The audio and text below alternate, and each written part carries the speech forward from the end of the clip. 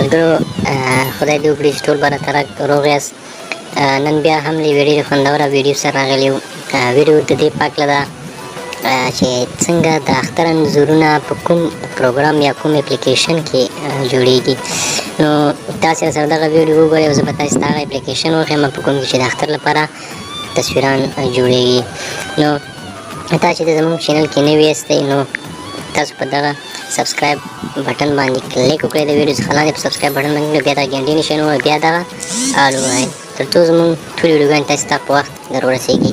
ملګرو موږ د اختر لپاره د تصویر جوړولو په اړه څو نور ویډیوګانې هم جوړوو. تاسې زموږ چینل سره تعقیب کړئ، دا سره وڅارئ او نور ویډیوګانې هم وګورئ.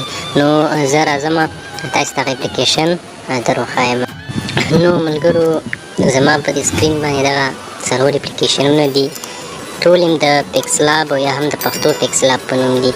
دغه اپلیکیشنونه ملګرو څومره چې دي ټول چې دي یو ډول دي، یعنې فرق نشته پکې. دی اولډ ورژن دی، دی پسې لږ همدای نوي ورژنونه دي، خو چې هر یو تاسې انسټال کړئ هماغه یو ډول کار کا. نو دغه اپلیکیشنونه چېرته تاسو ترلاسه کړئ، څنګه یې ډاونلوډ کړئ، دا په پلی سټور کې نشته. په دې پلی سټور کې تاسو نشئ پیدا کولی. نو تاسې به